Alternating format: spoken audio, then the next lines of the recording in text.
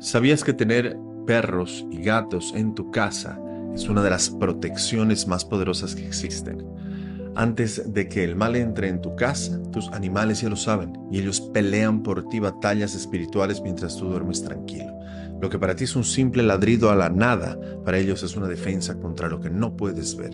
Tu perro es un guardián que detecta el peligro energético antes que nadie y tu gato absorbe la oscuridad y la envidia para transformarla en luz.